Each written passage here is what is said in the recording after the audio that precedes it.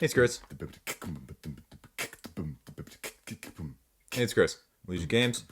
Let's talk what's launched this week. There's a lot of stuff to talk about. I'm going to try and give you as much detail as I can without making this too long. I think these videos the last couple of weeks have been probably a little bit on the long side. I think an hour and a half to watch any of these. I don't expect you guys to do that. So I'm going to try and find the balance between giving you as much detail as I can so you get a good glimpse at the game, but also not trying to give you too much so I'm not having to spend 3 or 4 hours making this video and you're not spending an hour and a half trying to watch it. So we'll try and find a nice compromise. Let me know, would you rather have a brief synopsis? Would you rather me go into more depth and make this thing, an hour plus, an hour 20 plus every week? It's a lot of time, it's a lot of effort, but I want to know and I want to do what you guys want to do. So let me know, because if I do this and I spend more time on this, I'm obviously not able to spend as much time on other stuff. But that's also I think what you guys are most interested in, and that's probably why you're subscribing to me in the first place. So let me know your feelings on that. I'd love to just have a little bit of feedback.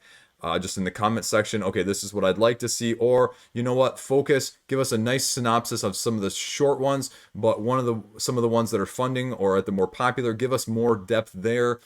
Whatever you think, whatever you want to see, let me know. I'm, as you know at this point, or if you don't, if you're new, I'm completely open to feedback. I want to put out stuff that you guys want to watch. So let me know. Also, as a side note, I put it on the community tab, the first post on the community tab earlier this week. I'm going to get a little bit more light here. I'm going to be doing a few more reviews on an upcoming sort of infrequent basis. I've got some copies from publishers coming in that I'd like to be able to do in the future, but I also have a lot of these games, that I just like to put something out about because I really feel passionate about stuff that's already in my collection as well. Let me know, is there something that, you would really want to see in a review? Especially if it's a Kickstarter game or even if it's just a game I've got in my collection already. What is going to get you to click on my review? Because as with the first one that I put out in the review log, which is what I'm calling them now, so review log number 1 was Canvas, and it definitely has gotten a decent number of views, but I want to hook you guys because I want to know what's going to interest you. Like I said about the roundups, I say the same thing about the reviews. What is going to get you to watch it? Would you prefer me showing some gameplay? Would you prefer it like I did there, where I'm talking you through a little bit of the why and the how, as opposed to, a lot of the other reviews where, the first 5 or 10 minutes is, this is how you play, this is what you do, and then you get 2 or 3 minutes of snippet at the end of, I like this, or I didn't like this. I don't want to do it like that, but I'm not sure where you want the focus. Do you want to see some actual gameplay and then some analysis? Do you just want the analysis? Do you want a couple of quick bullet points of pros, cons, pros, cons? What do you want out of it? What is going to make you click on my review over somebody else's review? What is going to make my review on my channel get the views that the other Kickstarter stuff and the Monday morning quarterback stuff? What is going to make you click on the reviews as much as you guys are clicking on the other stuff? That is what I want to know. And so I'm asking, let me know. Let me know how you feel. Let me know where your head's at. Which method, which is going to be of the most interest or most value to you. And, if you had any concern about sort of where my head was going to lie, Canvas was one that was sent to me by the publisher asking for some exposure. And I listed out some very positive things, and I listed out a few critiques that I thought were very valid. But I'm also going to, just kind of let you know how I feel personally. Where does it fall from that side of things? And as much information on that side of things I can give you as possible. The one thing I'm not going to be doing is giving it like a score out of 10. Me saying it's a 7 versus a 7.25 versus a 7.75, well, how do you stratify that difference? How do you do that, right? How do you guys slice a 7.25 versus a 7.75? Like, I see these people putting out like 2-digit decimal place reviews, and I go, I guess I was a science and math nerd, and significant digits and significant figures, right? Like, that doesn't click with me, going to 3 significant digits on a board game review when you can't tell me what a quarter of a point is worth and how you're dividing those quarters of a point. Anyway, total side ramble, total side rant. Classic Chris Liege of Games rant right there. So for all you new guys. Anyway, this is not the reason you came. Let's talk about the new Kickstarters this week. Let's go a little bit deeper. Let's see what we got. First up is Koi Garden. I talked about this one on the upcoming game last week. It's just sort of reminds me of the vibe of Canvas, where you've got this very pretty game and you're using that prettiness and that aesthetically pleasing marker to really pull in people. And I think it's worked so far. I mean, you've got over 200 backers, $8,000 in, and it's a 2 to 4 player tile laying game. It's relatively straightforward because what you're doing is you're slowly building your pattern and they're trying to be moving through to score points.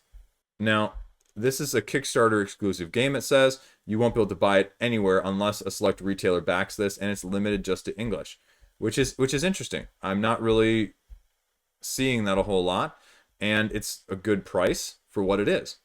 $19 for a game like this is good. It is. Now, how much else you're going to get on top of it with the stretch goals is probably the true make it or break it. It's really straightforward. Get a card. Orient the card how you want. Play it on top of your pond so that things lined up.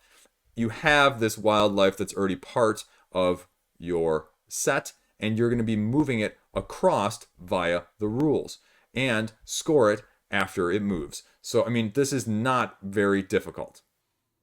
Where it ends up, you then exchange it so you're getting a different wildlife card. The rule book is on the page already. This is not a mystery then. I mean, this is the rule book. It's 6 pages. It literally just gives a slight amount more of information and a slight more nuance to a few of those rules for the 7 phases that I just mentioned here, the 7 steps. And that's it. I mean, this is not a complicated game. It is just straightforward, easy, filler, peaceful, zen tiles, canvas at the super low difficulty level, niceness, aesthetically pleasing sense. It just is what it is. Different wildlife, different replayability. So, I mean, there's just a surprising amount of depth here. And I think if you like these zen with a little bit of thinking, depending on how heavy you want to play, this is a game you should be checking out. You're getting 2 tool packs already. 300 backers gets another wildlife, a salamander. And if they hit $400 or $500, this is easily worth the price.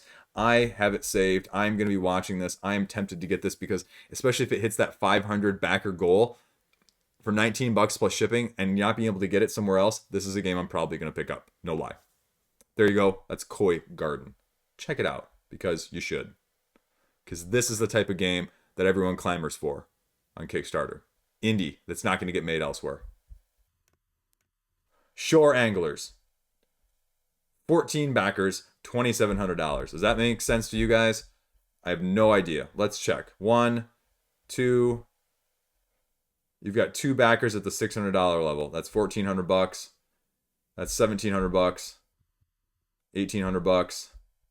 Say $1,900 total. I have no clue where the other $900 is. That always makes me sort of weirdly suspicious in these games. I have no clue what the game is. I've never heard of this game. Classic fishing board game. Simple goal. Collect the highest number of fishes or fish coins. 1 to 5 players. 30 minutes per play. What you see is what you get. Okay, so what are we actually doing here?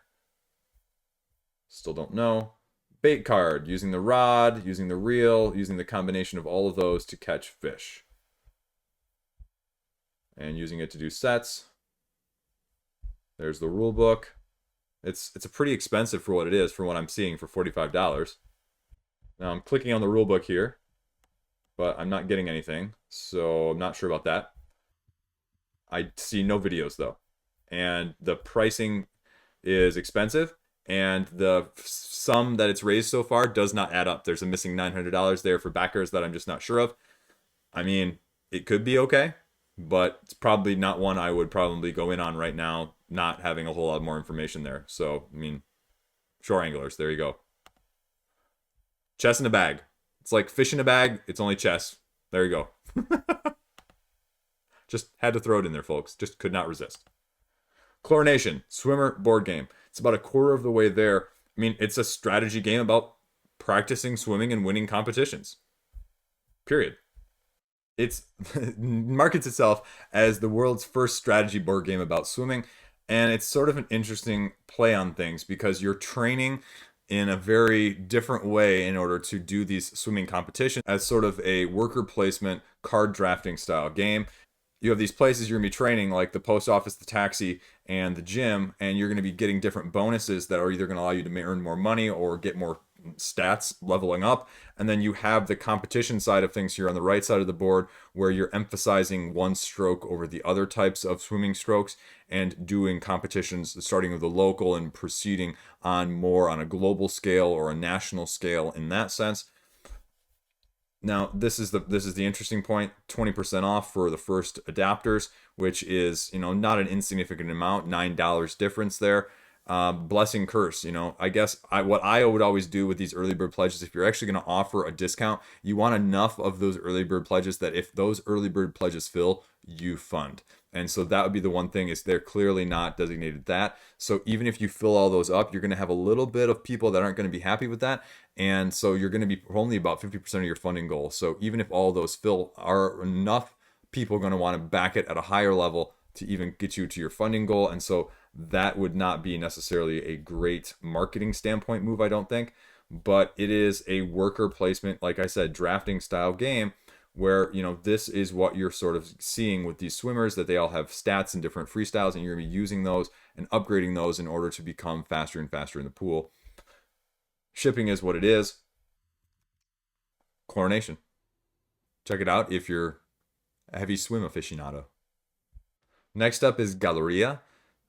Now, I'm mentioning this even though it's super indie, super low funded, first time creating backer. I just wonder about use of these famous images, famous portraits. I don't really know if that is just free use nowadays or if it's not. That always worries me when I see IPs and stuff like that being used, or just properties like that being used, and I'm just not sure about. So, I mean, I love these art, though. I mean, this is beautiful, but it's just a question. Gameplay. Bidding on cards, but you don't know what they're worth until after you get them, and the winner is the one with the most points. Done. Anyway, so I thought I'd just mention it. Next up, we have K-pop becoming the idol. Now, I'm a big fan of the K-dramas. The Korean shows that are dramas is what they're known as. You got your C dramas, you got your K dramas. I'm just a big fan of the foreign works in terms of TV shows, and I've been really hitting up those hard. That's a whole side conversation. This is K-pop, though, becoming an idol. So the game manual is on here for K-pop, and it seems like a multi-skill development through either a long guaranteed power-up or a short press your luck power-up, depending on where you're at. And you're going to be taking this idol, essentially, of what you're trying to make, and trying to make them better at all of the various skills. You're going to have the ability as well to interact with fans that are going to give you bonuses and sort of power-ups that are going to help you with the final judging. Sort of with a golf type mechanism, the card game, where you have a secret card that you get and you can draw, or you can choose to replace. It has a value of anywhere between 1 to 3, and you're using that to potentially make sure that your skill, when you do the final judge check, is able to pass all 4 of the skill requirements in order to win the game at the end. It's a relatively straightforward game. You get to customize your own person. You get to see all of their different areas, dance, vocals, raps, and visuals, and you can see that you can upgrade them. So what you see is what you get. If you're interested, check it out. If you do back within the first 72 hours, you have a chance to get an exclusive trainee card, but it seems relatively straightforward and a little bit simpler if you're looking for something a little bit on the heavier side. But that's K-pop becoming an idol. Next up is Transmissions, and this is one of my picks of the week. Transmissions, the board game, with a rondel worker placement type mechanism that is relatively unique. And I wasn't sure, when people call their own games unique and imaginative and not been done before and things like that, you don't always see that, or, it's a little bit of overhype. That'd be like me putting in the title, like, oh, this is the best Kickstarter roundup ever in the history of Kickstarter roundups. you know, that sort of thing. But all in all, I like the appearance of this game, and it's already 150% funded, so people are liking what they see as well. And what you have here is this board where you are going to be moving, and this is where it sort of differentiates itself from other worker placements, which is why I'm actually halfway interested in it, and I give it sort of my pick of the week, and I'm going to remind me for checking it out at the very end, is because what you're doing here, and let's see if I can find a little bit bigger board so you can see a little bit in more detail here. I think they have one down here. So you are going to be playing a card from your hand, and either a card that has a robot on it or a location on it. And so there are not workers that are specific to you. You are utilizing any of the 4 workers on the board based on the cards in your hand, and you're taking those cards and then choosing what is going to be the most advantageous for you in terms of getting resources and just whatever you need to do on your turn. So you're going to be moving them a certain number of spaces forward if you choose a certain worker. But the card has the color worker on it, just like you see here, and the number of spaces it's moving forward. Or you're choosing a location where you're moving a worker from one location to the next location. And each of those locations are going to have different actions and different resources that you're going to be gathering. It's going to be a set collection type of game here as well, where you're also going to be making puzzles out of these pipes or finding birds and butterflies to get bonus points along the way. We'll skip over to the rules right here, and you can see what are you doing in those actual locations. Here, I mean, it's basic symbology. Getting 4 electricity, taking 1 blue, taking 2 whites. You know, it's relatively straightforward. Drawing 2 cards from the discard pile or from the face down draw pile. So giving you a little bit of more mitigation for those of you that are concerned about the randomness of the card drawing, because you are choosing 1 card from your hand, not just having to play a single card that you have. You're buying items to score points. You can buy an idea to improve one of your robots, and it's just relatively straightforward. How does the game end? All of the pipes have been taken from any one of the stacks. You can't refill any of the items that you're buying, or you finish one of your robots. So this is probably one of the most straightforward, intriguing worker placement games to me in a while, just in the sense that I could see myself playing this with my kids. And I can't say that about any of the other really worker placement games that I've looked at so far this year on Kickstarter. So this one has high appeal to me. The thing I'm not really excited about is the price of the deluxe version. It's not bad. It's not horrible. You can also just buy the miniatures. What's really going to matter and really going to make it or break it for me is, personally, I'm a big standee person. You can see the dichotomy, 31 versus 924. But what are these stretch goals going to actually mean? And nothing so far that's really enticing me to get it at this time. You know, I would get this, especially if I'm going to get the basic, which is going to be the retail version, at retail. So I really like this. The more I think about it, the more I like it. The artwork is fantastic. You can see easily why it's 150% of its funding, and that's why it's also one of my picks of the week. Check it out. You should.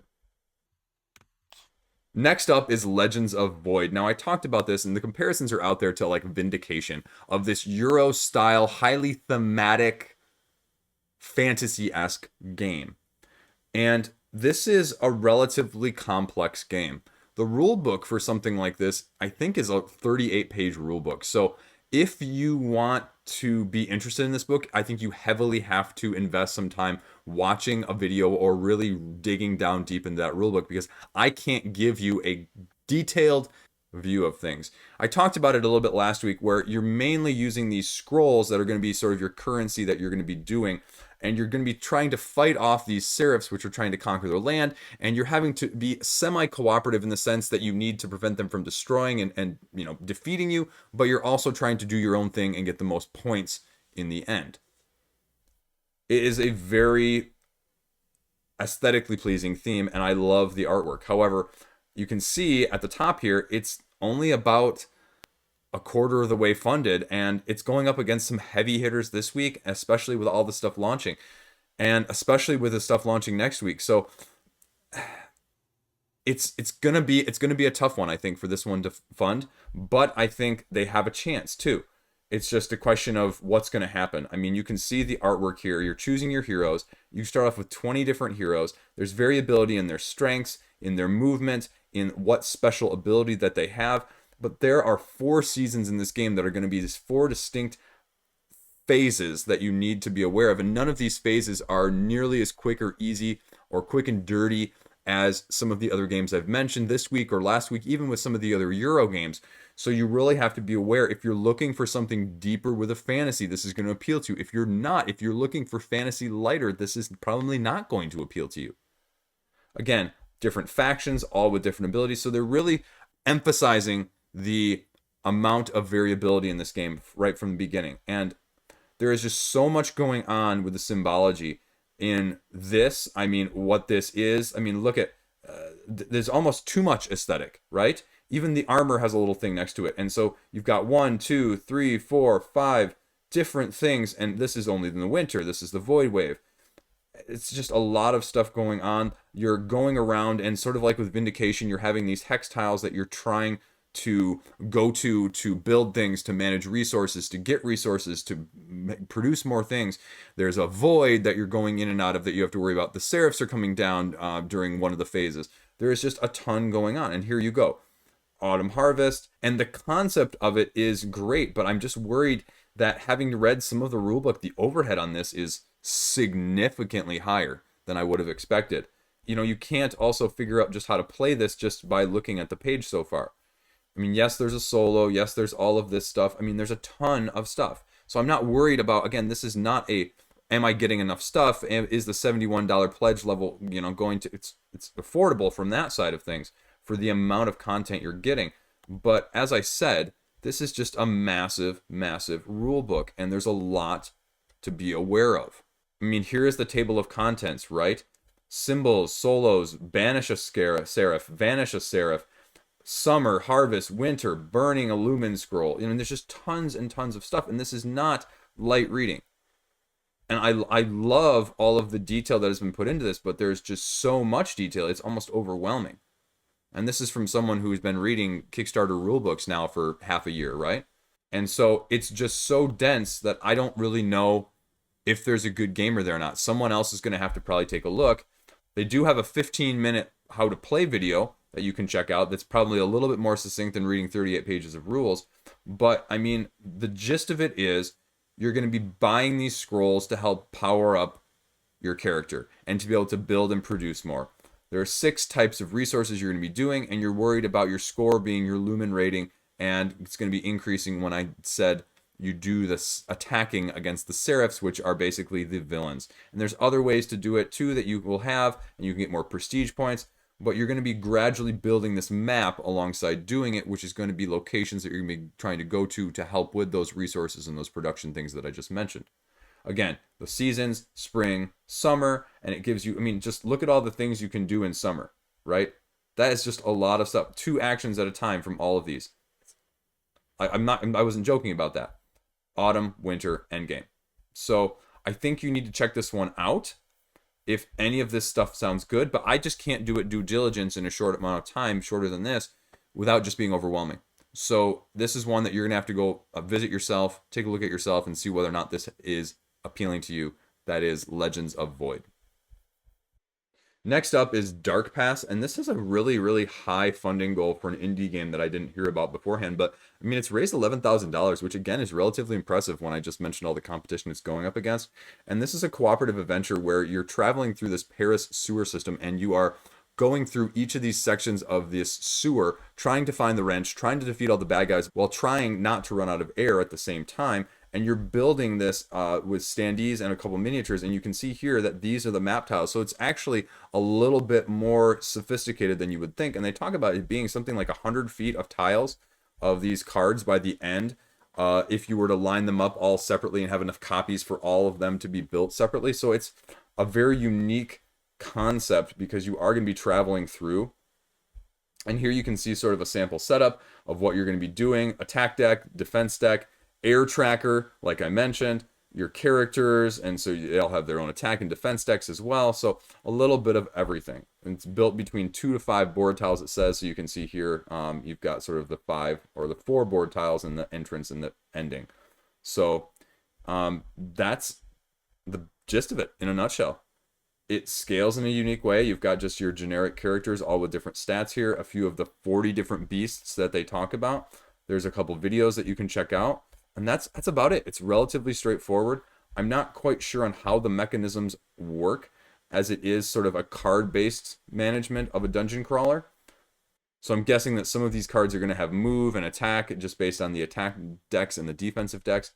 But if you want to know a little bit more of how it's actually going to play, you're going to need to check out one of these videos down here. There is a Dice Tower preview video, and then there's a Man versus Meeple video as well. So it'll be interesting to see, again, because this is a big funding goal. If this was half the funding goal, I'd say it's got a real good chance of funding. With it being 40,000, we'll see, because again, this is sort of a niche, non-dungeon crawl in that sense, that it is definitely atypical. But I know some of you guys are going to be interested, so that's why I wanted to highlight it.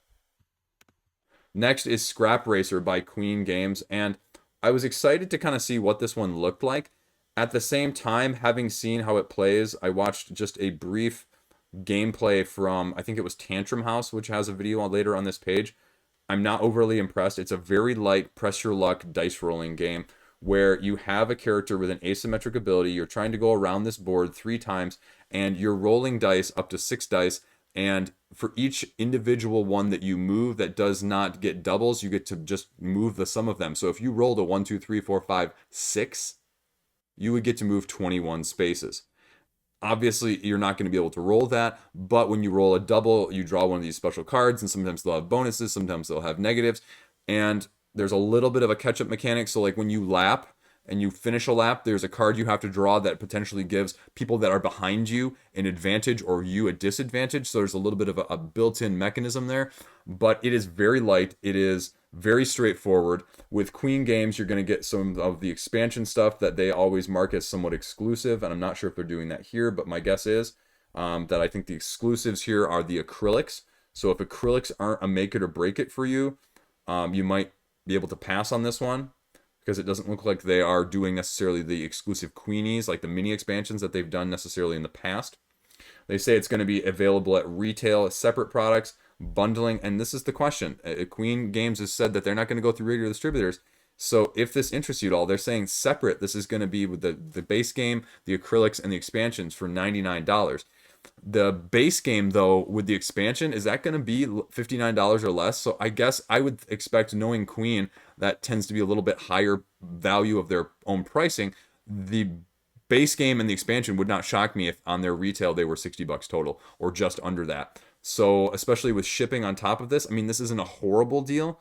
At the same time, it's also nothing that I look at and I go, I really need to have this. It's probably a little bit too light for me to be able to play with my game group. It's probably okay for my kids, especially if the powers and some of the cards are super interesting. But it definitely is an in-between game that I'm not sure where it would fit.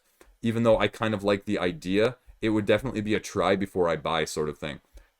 Just by the sheer nature of it. Like, if they sent me a game, I'd be super interested in playing it. But if I had to buy it right now, knowing what I know and seeing what I've seen and knowing this price, I'd probably be a little cautious, and I probably wouldn't be the most interested, especially considering they're not doing some of the other Queenies that they've done in the past that have been more entailing and more enticing, like some of the other games that I have from them, like Copenhagen and Runestones and that ilk. So that's Scrap Racer by Queen Games. Next up is Bar Fight, a cocktail card game. And I think it's a little bit of a misleading name, because they talk about it Bar Fight, which automatically makes you think of something that is not really the situation here, and it's almost 65% funded at this point, and it's really a cocktail mixing card game trying to impress the judges rather than a bar fight. And so I think Bar Fight puts just a different connotation on it. I wonder if other people are going to think something else when they see Bar Fight and pictures of people, and I just wish it was titled slightly differently in that sense. But it's relatively straightforward. They call it a trick-taking game, but really it's sort of a bidding point competition with a sort of a set collection of cards that you're putting out each turn in terms of making your own drink with mixers and spirits, and then potentially having a little bit of take that. And that is where people are not necessarily going to like this game, because it's not always just dependent on what you do. Because, I mean, you can have a bar, you can draw your own spirits and mixers, And then you can see this judge on the far right is always the one that you're trying to impress, but you can see the upcoming judges as well, so you can kind of select what you're going to do, because if you impress them and you match what they're interested in, you're going to get bonus points. But other players have cards that are going to basically interact or give them special abilities, like, okay, well, tequila, after you play it, it comes back into your hand, or one of the other notes that is sort of the modifier cards will say, okay, if somebody else plays this, they get -2 points or -3 points. And it's probably a little bit too mean for people in that way. It's gonna fund, I think. It's a unique enough game, but it's not, I don't really know if I'd call it trick taking like I think they did. It's a different take on things. It's got an alcoholic theme that's going to appeal to some people, that's not going to appeal to other people. If you're interested, check it out. The rulebook is on here. It's really short read. It really is straightforward. You'll understand it once you take a look at it, and you will just see whether or not it's for you from Bacchanal Games. Bar Fight, a cocktail card game. Next up is New Mill Industries. This is Rivet Heads, and this is sort of a cyberpunk game. It is sort of the futuristic take on a industrial revolution prior to and coming into the phase of automatons phasing out workers from jobs. Only in this case, the workers are upgrading cyberpunks and people for the war that is going on in sort of this post-apocalyptic setting. And what you're doing is you're drafting these cards across and trying to power them up and trying to match the symbols. And it's a completely different concept than what I was thinking when I pictured, the concept in my head when I heard the term Rivet Heads and heard it described, which I don't say is a bad thing. It's just, hey, whoa, I wasn't expecting that. And it's basically you're taking a factory and you're putting these cards across, trying to make them as you go. And if you have enough resources, you can do that. If you don't, you're not going to be able to. It's not really a full-on action programming, but it is definitely akin to that. The final rules are on Board Game Geek that you can check out. And so you can get a better sense of your assembly line as you're going across here with the 1 and the 2 and the 3 that you're going to be tracking. And so you can see what's actually going to be going on. You're activating your assembly line, triggering each card from left to right as you go and doing whatever action they state. Then the card that is in slot 3 gets bumped off. Everything else slides over. And you get a new one in the 1 slot. It's an interesting concept. Again, I don't really feel like I'm doing it credit. I think you need to watch the video on this side of things or read What's Eric Playing to get a better sense, because it is sort of a unique concept. It's definitely not for me, but if you're looking for something akin to action programming with a cyberpunk theme, you should definitely be giving this one a check out, because it's definitely an under-the-radar game. And, it's probably going to fund here in the next couple days. So, and the price point is $30. So, we'll see. We'll see what it looks like. They're not using stretch goals, and that's just, it is what it is. So this might be one of those that either you get it on Kickstarter or you don't. So check it out if you are of interest, because it might be your chance. There you go, Rivet Heads. Next up is Cellulose, and this is by Genius Games, who has also done other games very along the scientific theme, including things like Subatomic, Cytosis, Virulence, Covalence. So all of these are very similar. Periodic, the periodic table. So, they've got a type, right? And that's great. I like to see that. So what is it? It's a worker placement where you are placing your workers to maximize the amount of photosynthesis that you can do within a single plant cell. I mean, it's already 4 times its funding goal. And so this is a surprisingly well-funded campaign. I was not expecting this to be breaking 6 digits, no lie. I would have thought that if you would have said this theme, I mean, again, as a person with a science background, I love seeing this, but I didn't think other people out there would. So this is great. Again, it's not for me, again, because we're worker placement, right? But 1 to 5 players, limited resources, trying to undergo photosynthesis, produce carbohydrates, build the cell wall to eventually finish the game. So you're trying to manage all of the typical real-life parts of a plant cell to the best of your ability. It is the sequel to the other game that I mentioned, Cytosis. Standard edition, as with all Euros. There you go. What are we getting with the collectors? Upgraded box.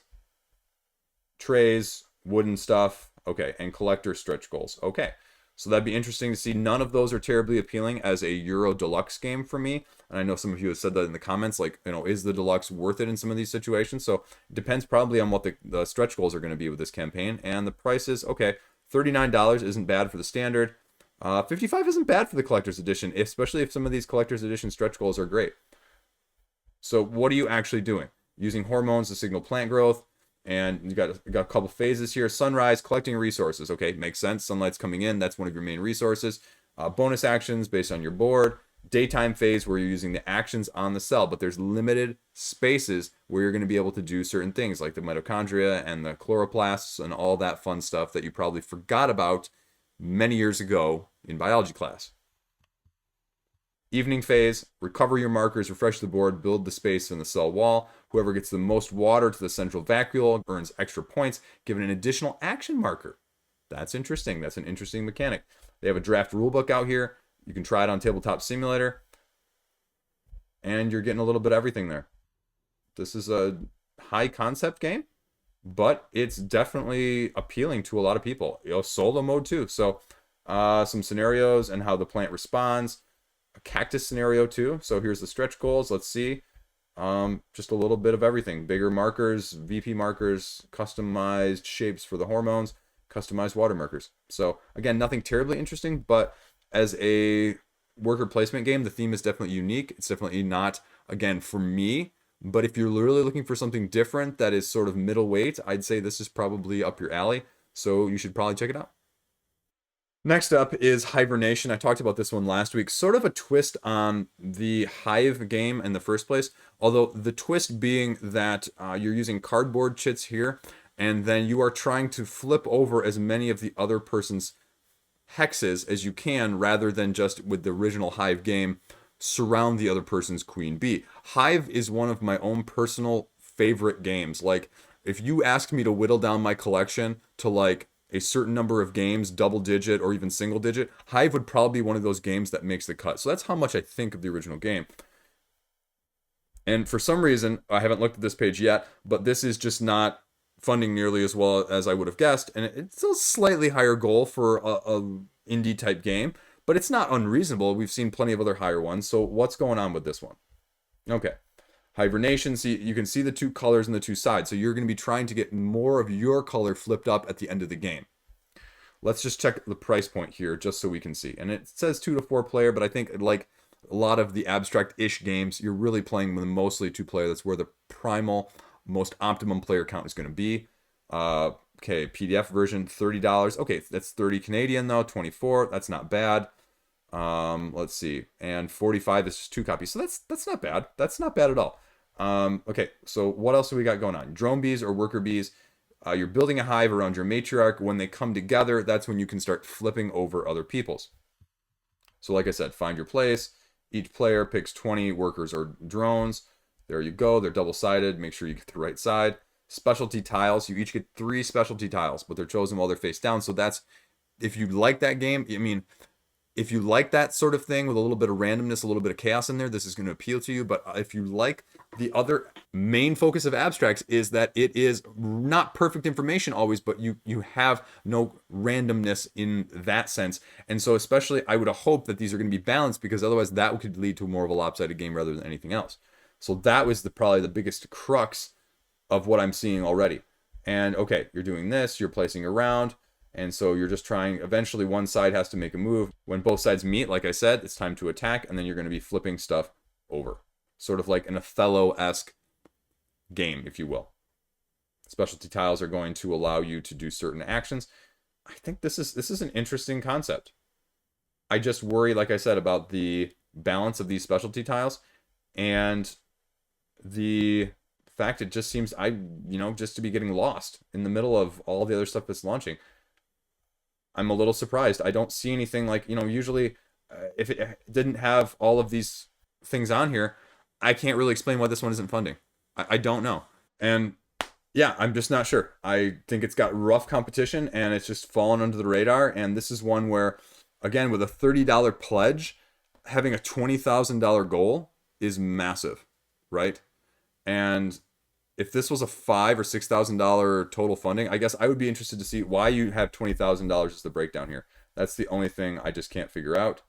Because yeah, I agree. This would be a great gateway game. This would be something that's just simple and fun, easy way to get to the table. There's videos here at the bottom. Oh, that shipping's expensive. $10 shipping for a $24 game. That's expensive. Okay, but still, I mean, I don't see why it's so expensive, why you need $20,000. So that would be the only interesting thing I would say, is because if you went with a funding goal that was a half that or quarter that and relaunched this, I think this could easily fund, and I think this looks solid. So check it out. If Othello or Hive or Abstract-ish sound good to you with just a tiny sprinkling of asymmetric powers, that's Hibernation. Canvas. So the first canvas, check out my review. I have mixed feelings on it. I think it's a really solid game, but I think it could be very easily prone to AP. And so for that reason, I think people need to be just a little bit aware, but you can customize the difficulty because of all of the goal cards that you're trying to put in the game, because of the options that they give you in the first place. It's a very unique concept. The transparent cards definitely lead to some interesting choices having to be made, but you also can't mitigate some of these choices when you're trying to select which one you want always as much as you would like. And that is where Reflections, the expansion, comes in, and I think sort of tries to fix its weakest point of not having necessarily the option to get one you want. And sometimes you just have a bad option that you have to choose from, and there's nothing you can do about it. It is now increasing the variability in terms of you being able to flip the cards over so that there's a whole separate side that is going to allow you maybe to adapt or mitigate better, but it also gives you a second row in which to pick cards from. So giving you two ways to mitigate things as opposed to just being at the whim, especially at higher player counts. All in all, it's a very, very solid game. It's in my collection. It's going to stay there right now, but it definitely has a wide range of depth that I was not expecting in terms of the amount of thinkiness that's there. If you want the deluxe version, the deluxe version's on here. I think the Reflections expansion at $25 is fine. I think it's worth it. I'm not sure, as someone who has played it now, the regular version, I don't really need the wooden stuff. I didn't see the need for it. It's nice. It makes a very pretty game slightly prettier, but it's nothing that I will be missing out on by any means. I'm not a big fan of the wooden easels. They didn't do anything for me, but I really like the game, and I'm really tempted by this. I've already got it saved, as you can see. It's just whether or not it's going to be cheaper at retail or not to get this. So it's definitely a game that surprised me, and it's going to surprise a lot of people, and I think that's why it did so well initially. And I think that's why it's going to do so well this second time around. I think it was sort of a surprise for a lot of people that honestly thought it was just going to be sort of a pretty game, and maybe the gameplay would be halfway decent, and, you know, it was a cheap price and they went for it. And the surprising amount of gameplay and depth that's there just made it that much better. So all in all, it's one that I highly recommend checking out. But again, how much mitigation that you like in your games and how much randomness you like in your games, just with all of these cards, the thick stack of cards that's just going to come out. And sometimes you just, of the cards that are out there, you just can't get the one you want that's just going to line up and help you with your objective. It's just not there. Or is that going to be something you can cope with? Or is that something that's just going to frustrate you? If it's the latter, you probably want to avoid the game. If it doesn't matter to you as much, you definitely want to check this one out. And that's probably why this is my second pick of the ones launching this week. And that is Canvas Reflections, with everything from the first time around as well as the expansion. This is it. Marvel United. I was, of the 95, almost 9,600, I was backer number 667 today. So I wasn't like hitting refresh, but I also did not wait for it to actually populate on the Kickstarter page before I found it and pledged. And I mean, it's already almost at $1.2 million. It'll be well over that by the time you guys watch this video. It'll probably be closer to 1.5 by the time you guys watch this. But it is surpassing everything I was hoping for. And with the changes that they've made, this is probably one of the games I will be doing upcoming in the next month or so, or maybe in the next 2 or 3 weeks, as much as I can get out probably, because I want to put a review out for it. The only thing is I have not played all the expansions yet, so I want to be able to give a little bit of discussion on that side of things, but maybe I'll just split it up into 2 reviews, and, you know, that'd be good too. So maybe I'll do that. I love thinking out loud, especially during the middle of a video for you guys. But all in all, I mean, the criticism last time around, and you heard me say this last week or 2 weeks ago or whenever it was, I thought this was going to surpass the first one of how good the first one was, how it flew under the radar, and how the retail, especially with all of the reviews since then, of how much depth gets added with the expansions. Because let's face it, the core game is not super deep, but all of the other stuff adds such a significant presence and such a level of difficulty and a nuance that some people are going to like and some people are just still going to brush off. It is engaging with me. The IP is definitely appealing, and it definitely gives it an extra, half star or whatever. And it's not going to do that for some people. Some people will have no affiliation with either of these, or one more than the other, and so it's not going to be as good for them. But the basic pledge levels are going to be very appealing here. If you are getting these stretch goals here with a $65 pledge, that is more than enough game, just based on what I have from the original pledge. The box of Kickstarter exclusives and the core, that is all you need. It's more than enough. That's more bang for your buck, period. The Apocalypse expansion that goes along with it, it has an exclusive character, just like some of these do. But again, it's going to be, what is the all-in price? We don't know yet. And the other thing was, how much are they going to be offering from the previous campaign? They are offering everything from the previous campaign, it looks like, except for the playmat, for a total of $210, which I believe is $20 more than it was the first time around, because I think the all-in was $190. So we'll see what it ends up being. I'm not going to go over the gameplay. The gameplay is out there. There's enough people that do a good job. I'll talk about the gameplay more in my review video. But what do you need to know about this one? This is almost a 2.0 version, if you will. Some of the criticisms that were out there the first time is, okay, what if I want to be the villain? This game allows you to be the villain. What if I want to play as some of the villains? This game allows you to play as some of the villains.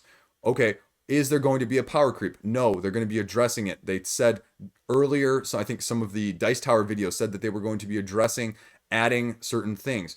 And part of that is that you're going to have superhero and supervillain surprise cards.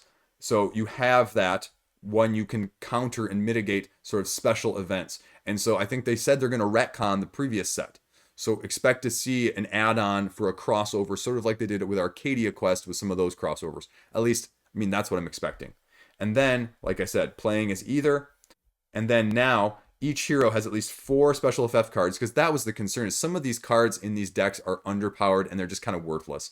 And it's like, I'm not playing this unless I absolutely have to. And really what makes these characters unique, and that was the other big concern, is how unique can you make these when you only have these 3 symbols of, essentially the move, the punch, the star, and sort of the wild. So there's 4, but how different can you make them? But with these text special ability ones, they are vastly different. And that is where the fun comes in, because they are suited to the characters.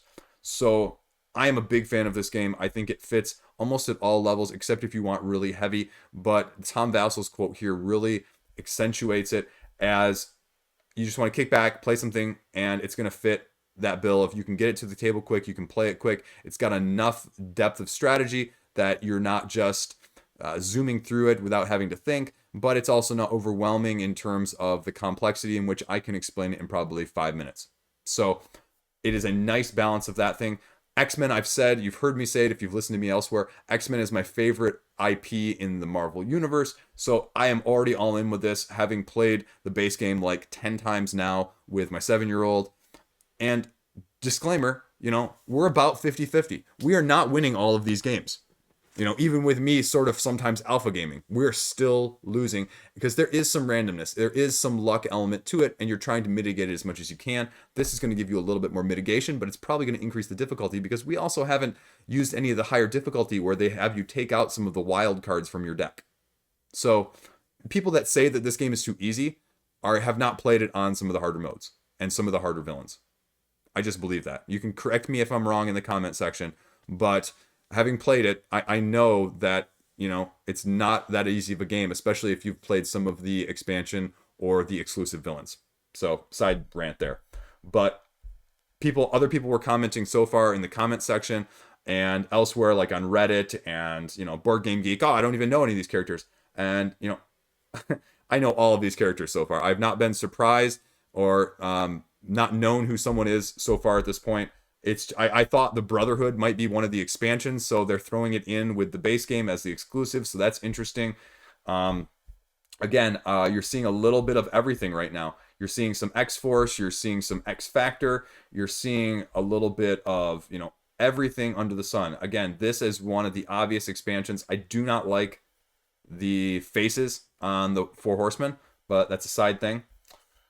And just good stuff. I am super excited. I showed my kid this afternoon, and he's all for it too. Two-wave shipping, I don't care about this. With people also complaining about the fact that, you know, you can get the retail sooner. Well, you're getting the 3 exclusives and you're getting the whole stretch goal box for $65. So even if you can get the core game for $25 at retail without shipping, the exclusive box, I can look you in the eye and say the exclusive box is worth whatever the difference that is. $40 plus shipping. I can easily tell you it's worth it with the amount of variability. I think it's something like 44 characters. Like 11 bad guys and 33 heroes. Easily worth it. Easily worth it. So all those people complaining about the fact that you're just going to get it at retail and they don't need this are missing out on that side of things. And I'm not a big CMON defender. I'm not going to say they're perfect. They do a lot of things that they could do a lot better, but I don't really care about this split shipping thing. I don't. It just means to me that I'm going to get a product because they're going to have Spin Master put it at retail. And so I'm guaranteed to get a product because there was other rumors about, you know, CMON's, you know, losses from last year, whatever. I think this is safe. And as you're seeing with this bundle right now, I told, $220. I was wrong. So it's $30 more. And it's minus the core. So actually that is more expensive then. So it's more than $30 more. But I mean, it's still, you're getting all the exclusive stuff. So it's going to be cheaper, about half the price from what I saw this whole bundle going for on the secondary market right now. And if this is any indication, like I said, I'm almost tempted to buy 2 of these pledges because invariably that's what's going to happen, right? Stuff's selling. It's exclusive. Kind of tempted, won't lie. It's not why I do this though. The only thing I was totally unsure about was the cardboard locations. But I think I'm actually going to do a workaround. I think I'm going to laminate mine. So there you go. That is X-Men. Oh, here's all the stretch goals so far. Again, I know all these people. I've seen them all in the comics or in some of the games I've played. So I just love seeing some of these random ones like Deathbird, Magic. Oh, Magic's awesome. And Legion. Legion is amazing. I love the fact that Legion can be on either side. So Warpath and Lady Deathstrike are coming up though. Warpath, I was hoping to be an X-Force. So I'm not sure if that's going to be an expansion now, but I'm hoping Age of Apocalypse or something else like Dark Phoenix is going to show up there. Even like the Hellfire Club. I wouldn't be surprised if that was one of them. So anyway, this is going to be one of my favorite Kickstarters of the year. This is probably going to be one of my games of the year in general for 2021. But that is Marvel United X-Men. Next up is Alter Ego. And this is literally like a play on words, a pun. Alter Ego, meaning you are a god and you are trying to build the highest altar that you can. And you're going to be having various workers that have all sorts of abilities that you're trying to place on here, and the tallest one with the most workers, the combination of those two, is the winner at the end of the game, and there are several end game scoring conditions. There is a lot of going on here in this game for what looks like a simple Rhino hero dexterity game, because there are so many types of workers. I'm not even going to go through them all, but there's probably like a dozen different types of workers here. And it's impressive, but it's also a little overwhelming when I was reading the rule book. And you're rolling dice and seeing what you get as your ability or your worker ability. And you have different workers that either have a green or a red symbol on them, and they go depending on it's a green or red. So green you do before the die roll, red you do after the die roll. There's some take that. There's some removing workers from other people's towers. There's having to place altars on other people's towers. So if you knock their tower over, they win. But if you place one on your own tower, you lose. So it's a dexterity element with Rhino Hero with a little bit of almost worker placement-esque, which is a very odd combination, I know. But hear me out. $45, $70 for everything. So really your $45 pledge is what you're going to be getting here for all these altars and villagers and everything else that goes along with it. It's a unique concept. I think you need to check it out if either of those types of games appeal to you, or Rhino Hero or stacking games in general. So yeah, that's a great summary of it. And if you want a little bit more detail on what those workers do, check out the rulebook, because it's a relatively straightforward read and you can just see for yourself what I was talking about and how many there are. So that is Alter Ego. Now we have Connecting Flights. And this is a competitive engine builder that you can also play as solo and cooperative, but you are going to be sort of like Pan Am, or this map that you're going to be flying around on. But the difference is it's more of a puzzle game, because you can see here on the front page, this is more of your hand management sort of engine building, because you're going to be rearranging these cards depending on what flights or what paths you have to take, and what turbulence, in the sense of what is going to change your plan after you initially sort of get what you are given in the first place in terms of trying to figure out. You're also going to be auctioning various flights and various airports and various connections in order to make the easiest sort of, engine between places as well. It's asymmetric, so you have different player abilities. There's high interaction now, they say, because auctions, and you can trade and negotiate, but and maybe too much for some people because there is some sabotage going along with it. You've got thematic events. Watch out for a pandemic. Watch out for snakes on a plane. So they're going full meta there, and it's combo building. It's going to be engine building in the sense of laying those out in a row and being able to link them one to the next one to the next one. It's a puzzler, period. So what are you getting? Economy class, the retail edition of the game, with relatively good quality stuff, wooden tokens, and then regular tokens. The deluxe, or the business class, gets you this little 5-card expansion and some of the deluxe stuff that goes along with it. Now, is that all worth, let's see, essentially $13? It's not horrible, but for me as a gameplay person, that's $13 for this. The other stuff doesn't bother me either way. So what are you doing here? What are you actually doing? So as you can see, you're trying to connect these flights. Place, plane, passenger, destination, airport. There you go. So you're trying to connect those with certain star ratings and matching the flight path colors so that they work along the way. The passenger also has to land in an airport that has an equal star rating in order to achieve it as well. There's multiple layers of elements here when you're making these paths. Like I mentioned, competitive, you've got events going on that affects everyone, and then you've got sabotages that can affect just one person or multiple people. 10 rounds of the game you're going to play through. There's also the co-op mode, and we've just got a couple videos here at the end. Again, this flight plan side of things, and again, yes, this is my big concern. This sort of puzzle, that the puzzly aspect in some of these where it just becomes very sit down and can I puzzle this out to a win? I like a little bit of chaos. I like a little bit of randomness, which is why I think sometimes games like Marvel United and some of the other co-ops more appeal to me than something like this. But I think it's unique enough, it's different enough than stuff's out there, especially with the airport theme. I think it is incorporating the thematic element very well. The price point is okay. It's more than I would have expected, especially shipping being on top of that for the economy class. So that would be my biggest concern, because I also don't see that this is a great price either. It's more expensive than what I would want, but you are getting some of that wood to go along with it.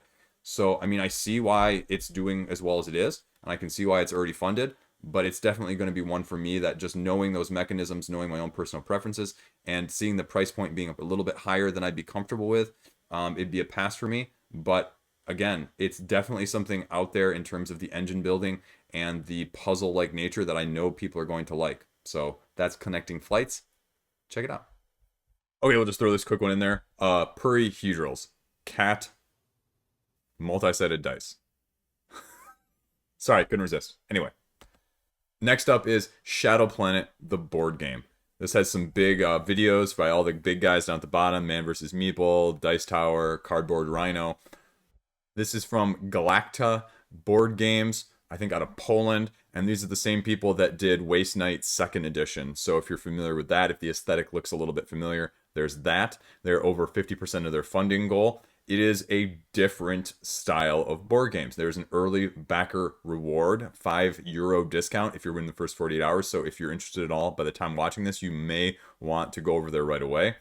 So what are you doing in this game? This is a mysterious planet and you're trying to get out for free. And so what you're getting, it's not truly a €5 discount. You're getting this mini expansion for free. So kind of, sort of.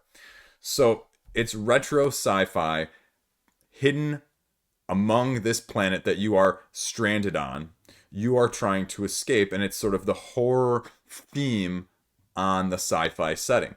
Deck building, strategy, hidden goals. You can see that there are different areas on this planet. You are going to be moving each round one of these various characters around, moving them, doing certain actions, using their gear. But the trick is, depending on who you use, how many times you use each character, what icons you end up using from the cards that you choose from their deck is going to determine the winner at the end based on what the character that you have used the least that matches up. And so it's a little bit of a hidden mechanism within the game itself, because you are all not attached to one character at the beginning like we're so used to. You can manipulate any character that you want on any given round, essentially. Now, you're going to be choosing them in order, and there's going to be a sequence to that, but you may be one person a single round. You may be that person 2 or 3 times later in the game. You may be them never again. And so that is the interesting dynamic here. And you're going to be taking their deck of cards at the beginning of the round when you choose them, and you're going to be choosing a card from their deck to be able to play as you put one of their little markers